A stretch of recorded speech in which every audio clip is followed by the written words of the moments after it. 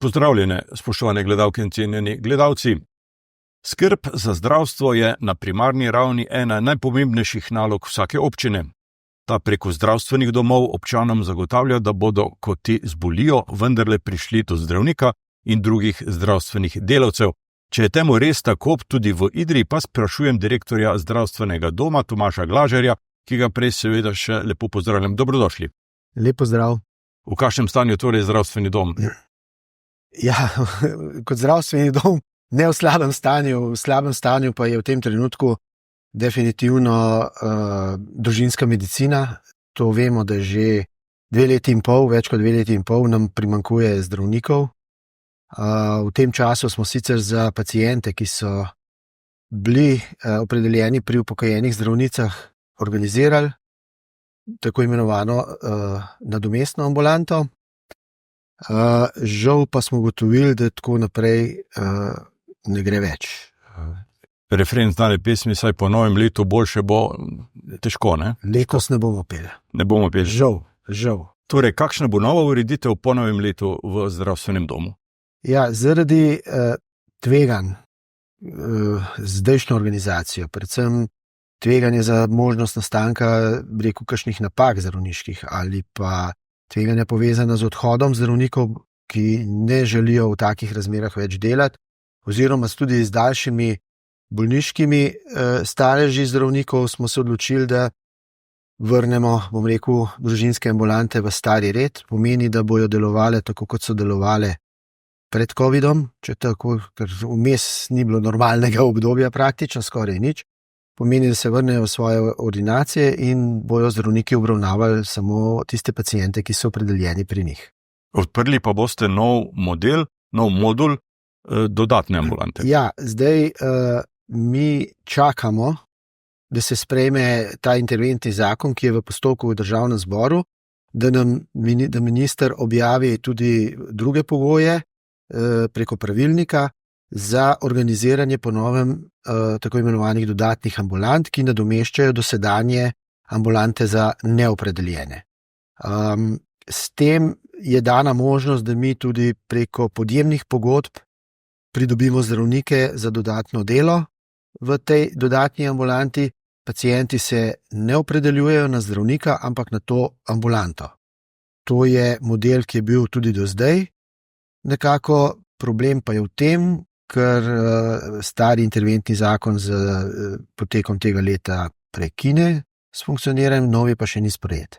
Če prav razumem, boste sedaj pri obstoječih recimo 5 ambulantih družinske medicine odprli še nekaj dodatnih ur zdravnika za vsak dan ali kolikor se bo pač zdravnik in ekipa odločila?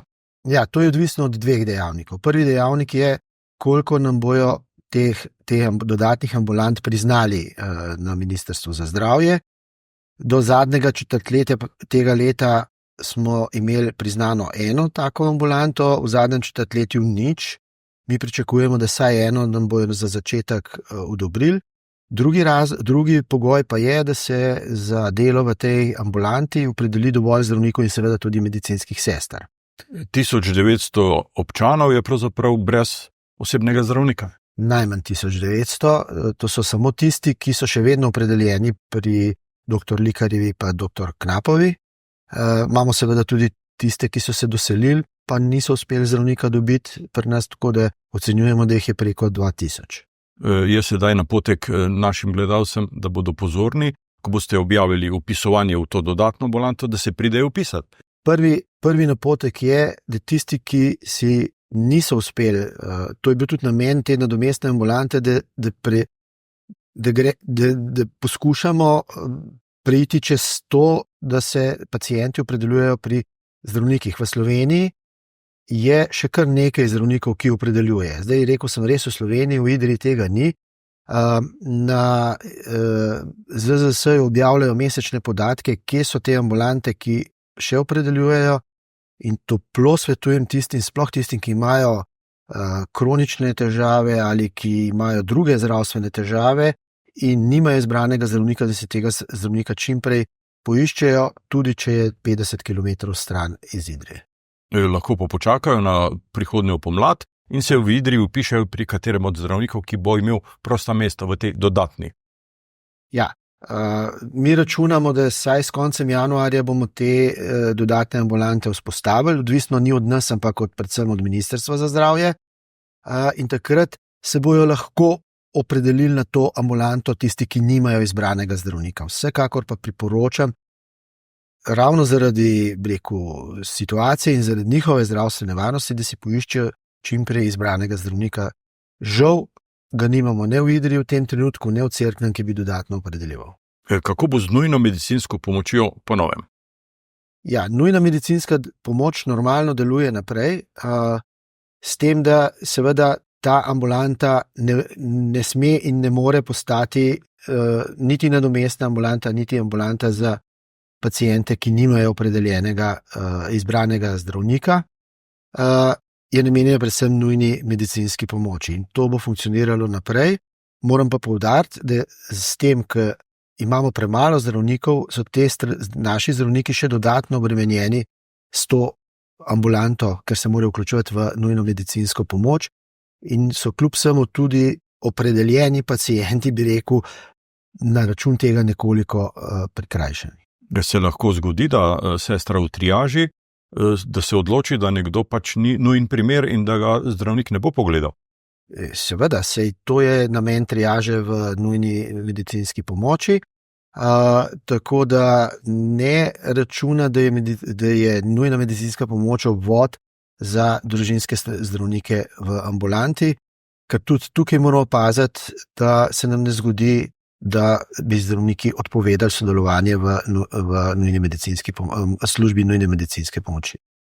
Področje zdravstva je iz leta v leto silno turbulentno, spreminja se iz tedna v teden, iz meseca v mesec.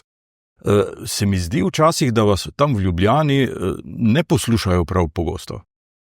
To ni včasih, to je kar zgleda pravilo.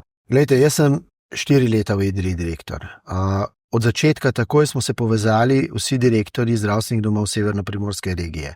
Opozorili smo takratnega ministra, opozorili smo tudi državni svet, ki nas je sprejel in imel točko in tudi razumel naše težave, da enostavno zaradi upokojitev in drugih odhodov bomo mi v kratkem brez zdravnikov. Ne vidimo rešitve v dodatni obremenitvi obstoječih zdravnikov. Edina rešitev so dodatni zdravniki. In na tem področju je kljub, bom rekel, dodatnim finančnim spodbudam za specializacije in pa nekoliko boljšim pogojem tudi za tuje zdravnike, vseeno narejenega premalo v tem času, se pravi, govorimo o 4 letih, da bi lahko bili zadovoljni z razmerami v Sloveniji.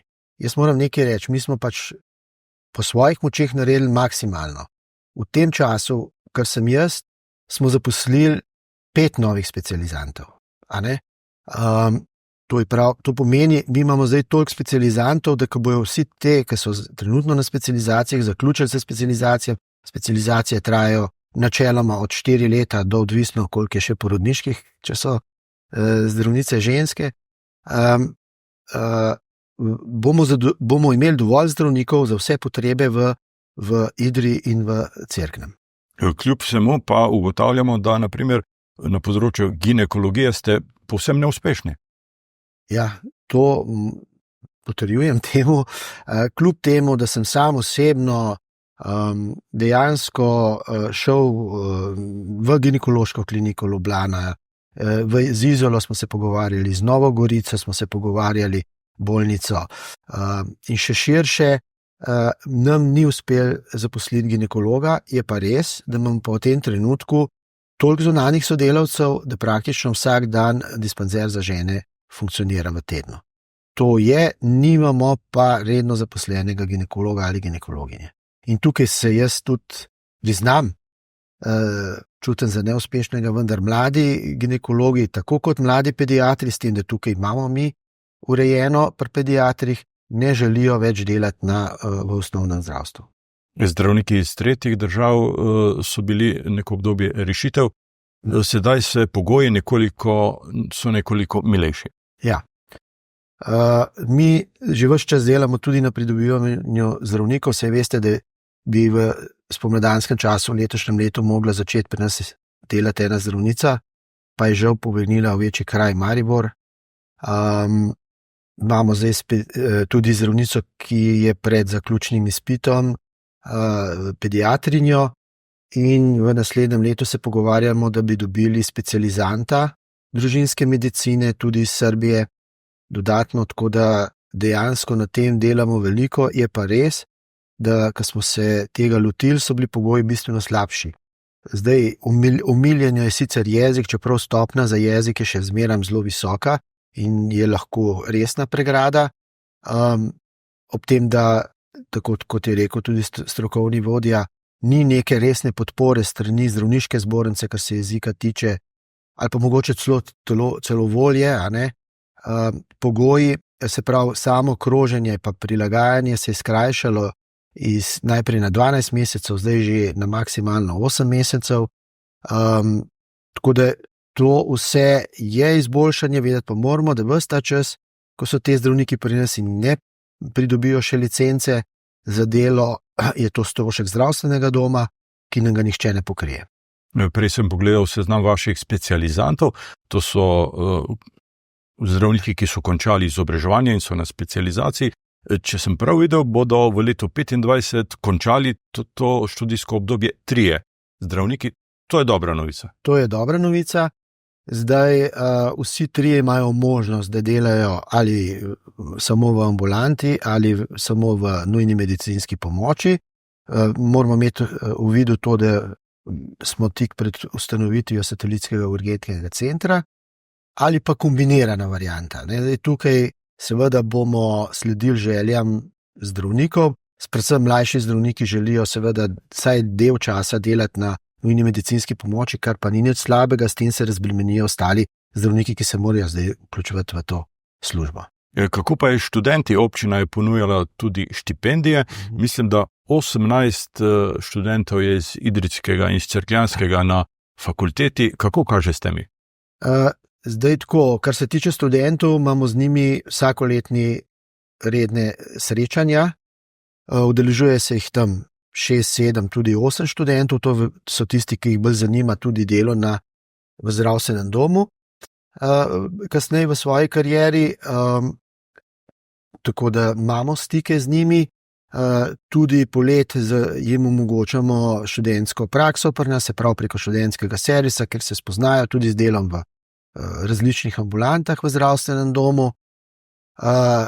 Smo pa s podporo obeh občin, ki financirata to, razpisali že 3-krat štipendije, vendar se do zdaj še ni nihče prijavil. Jaz računam, da zdaj, ko bomo šli v 4., ne v 3., da bomo tudi ob tem sestanku po novoletnem, ki ga bomo imeli študenti, poskušali tudi kakšnega kandidata dobiti, ker to je pač naložba v prihodnost zdravstva v Idriji.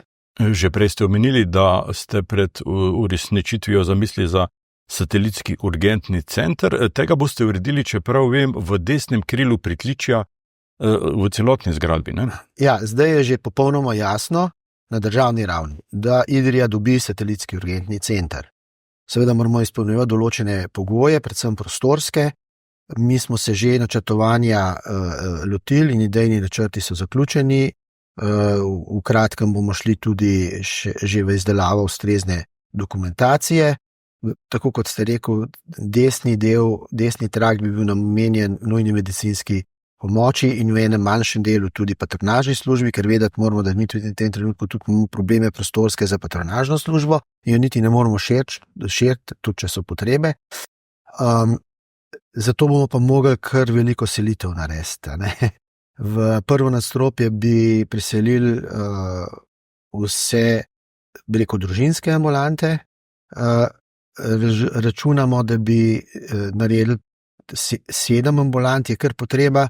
Za bodoče je to, bi rekel, tisto, kar bo zadostovalo za samo Idrijo, plus najmanj 2 ambulanti v Cerknem. Tako da bomo še kar veliko investirali. Zdaj, prvi pogoj je bil pa to, kar se je zdaj dokončalo, to je pa avstrijski del zdravstvenega doma. Tle gre v tem primeru res zahvala občini Idrija za sofinanciranje. tako kot gre zahvala Cerknemu za bodočo investicijo v Cerknem. Tako da dejansko smo mi medicino dela lahko preselili v ta zdaj obnovljeni objekt in s tem smo sprostili prostore za družinske ambulante. Internistika se bo tudi preselila v bivše prostore uprave, tako da imamo vse načrte že narejene, zdaj jih bo treba še dokončati, pa potem iti tudi v akcijo. Če prav razumem, za poslopja skrbi občina, za program in stroške v zvezi s plačami in vsem strokovnim delom pa skrbi država oziroma zavarovalnica. Ja, v bistvu poslovanje, zdaj v zdravstvu je tako drugače kot v šolstvu. V šolstvu se vsi stroški pokrijejo, pri nas pa ne. Pri nas so pa določene cene storitev, ki jih upravljamo. Ravno danes je bila novica, da je na vladi v sprejemu nova uredba, ki določa vse pogoje, koliko programa kdo dobi, pod kakšnimi pogoji, koliko se bo to financiralo, in to potem financira zdravstvena zavarovalnica. Medtem ko za materialni del, to je pa že po zakonu sicer, pa skrbijo občine. Zdaj, jaz moram reči, da to ni tako samoumevno, kot se to vidi v Idriji pa v Cerknem, drugod tudi temu ni tako čist in tukaj jaz moram reči, da imamo veliko srečo, da je posluh tako občinskih svetnikov kot županov za investicije v zdravstvo. Sej ravno zato tudi jaz osebno čutim neko odgovornost, da tudi v bližnji prihodnosti zagotovimo ustrezne zdravstvene storitve za vse prebivalce obeh občin. Ne zagotavljajo samo pogojev za vse občane, ampak tudi za vse zaposlene. Prej sem pogledal seznam, mislim, da imate 142 zaposlenih. Ja. To je že kar resno podjetje. Ja, največje povečanje je bilo zdaj za ustanovitvijo centra za duševno zdravje otrok in mladostnikov. Tukaj je največ novih prišlo. Seveda poskušamo tudi na drugih dejavnostih zapolniti luknje, kadrovske in zaposlujemo, kolikor se da. To je resno, ja, to je že kar velika številka, ampak z širino dejavnosti, kot je to čisto normalno.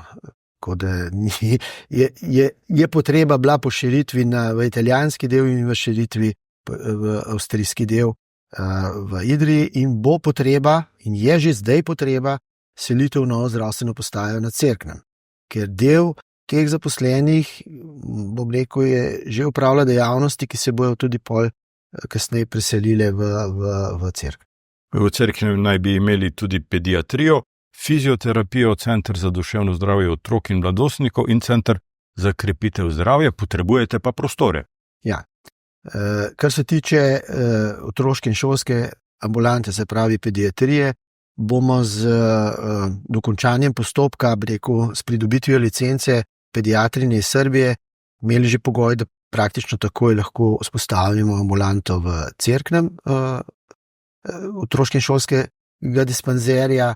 Za fizioterapijo, ker mi nimamo več prostora, že veste, da smo že odprli eno ambulanto, ampak v končni varianti bi bile 2 fizioterapevtki v Cerknem. Tudi center za krepitev zdravja in center za duševno zdravje otrok in mladostnikov se že organizacijsko pripravlja, da bi v enem delu deloval v novi zdravstveni postaji. Predvideno je seveda v bodočnosti tudi še dispanzer za žene, ampak to je res bodočno zaradi tega, ker zdaj nimamo niti ustrezno urejenih razmer ali pa zaposlenega ginekologa v Idriji. Se pravi, na vaši strani ste storili skoraj vse? Vse, kar je bilo v naši moči. To se prizadevamo, čaka zdaj, ko govorimo za Cerkno, je občina že vložila dokumentacijo, postopek za pridobitev gradbenega dovoljenja in zdaj bomo videli, koliko časa bo ta postopek trajal, zato da se potem čim prej začne z prenovo objekta, ki je namenjen zdravstveni postaji. Če pogledamo nazaj, to traja sedaj že, mislim, da 8 let. Ja. Čas hitro beži. Žal. Ja, v teh dneh se vam izteka redni 4-letni mandat na funkciji direktorja tega zavoda. S kakšnimi občutki končujete ta mandat in to bi me še zanimalo, ste imeli ob nastopu kakšno zamisel, da bi katerega od programov iz osnovne košarice pripeljali v Idrijo, pa vam to ni uspelo?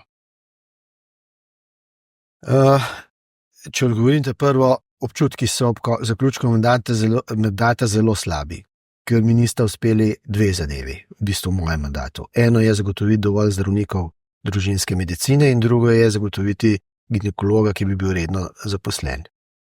Kar se pa tiče, ker sem pisal vlogo za nov mandat, sem pogledal, kar se tiče ostalih zadev, smo jim pravzaprav tisto, kar sem jaz napovedoval, sledili. V tem času je bil največji projekt definitivno Center za duševno zdravje otrok in mladostnikov, ki deluje zdaj že, bom rekel, bo šlo hmalo v 3. leto, a ne? Povečali smo razvojno ambulanto za centrom za zgodnjo obravnavo, za še enkrat, zapravo imamo 0,2 programa, pa se trudimo, da bi dobili 0,3 programa. Ohranili smo program rentgena, ker je bilo to grožnja, da nam ga ukinejo, in ga še hkrati tudi povečali na 0,2 programa. Tako da dejansko imamo mi rentgena več, kot je potrebno za potrebe občanov Idrije pa Cerknega, seveda pa prihaja tudi drugi, ampak predvsem je namenjen dejansko našim prebivalcem. Svet zavoda je objavil razpise, da išče novega direktorja oziroma novo mandatno obdobje. Tam ste se tudi vi prijavili ob še 2 kandidatih in ste bili izbrani. Pred vami pa je še pravzaprav nastop na občinskem svetu, ustanoviteljic v Idriji in v Cerknem, in potem bi nastopili drugi mandat. Ja, oba občinska sveta morata dati seveda k temu predlogu, temu imenovanju sveta zavoda tudi soglasje, brez tega pač ne gre. Potem pa lahko rečemo, da sem izbran šele za novega direktorja v novem mandatu. Starega direktorja v novem mandatu. Stari novi direktor. Pogledal sem podatke, kako so glasovali na tem svetu zavoda in sem videl, da član sveta zavoda, ki predstavlja zaposlene, ni glasoval za to imenovanje. Kakšno je vzdušje v zavodu? Se dogaja kaj nenavadnega? Jaz mislim, da klima in vzdušje je v redu. Moram reči, da stopnja zaupanja medsebojnega je na visoki ravni, to smo uspeli vzpostaviti v teh 4 letih. Tudi kultura, rekel, je na zavidljivi ravni, ker sicer kultura zaposlenih, se pravi, pa celega kolektiva, sicer ne bi pravzaprav počeli vsega tega, kar smo v tem času, da smo zadostili potrebam pacientov. Tako da jaz ne vidim kakšnega problema strani zaposlenih, je pa tako, vsak član sveta se odloča po svoji vesti, jaz sem ta zadnji v vrsti, ki bom lahko to ocenjeval, tako da pač tle jaz nimam kaj komentirati. Imate pa veliko izkušenj, modrosti in tudi povezav v zdravstvenem svetu, ki so zelo dragocene. Ja, te povezave včasih ne veš, a ti škodujejo, a ti koristijo.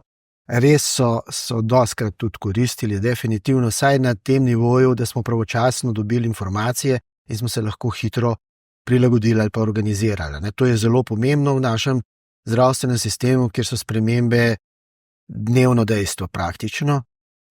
To je res. Zdaj okrog modrosti, glede na to, da sem na pragu pogoja za upokojitev, verjetno je nekaj z izkušnjami, ki sem jih tudi v preteklih letih dobil, pa seveda tudi upam, da bo to dovolj močno orožje, da bomo pripeljali razmere v vseh dejavnostih v zdravstvenem domu Idrija na tak nivo, da bojo s njim predvsem zadovoljni zaposleni in pa seveda tudi pacienti.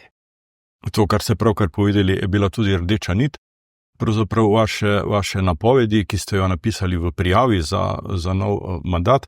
Tomaž Glažar, direktor zdravstvenega doma Idrije, jaz vam želim, da bi bili pri vašem delu uspešni in da bi čez leto in dan se lahko tukaj v tem studiu pogovarjala, da ste premaknili marsikaj na bolje. Ja, hvala lepa. Hvala vam za obisk v našem studiu in hvala za ta pogovor. Hvala lepa. Vam, spoštovani gledalke in cenjeni gledalci, pa hvala za pozornost in srečno.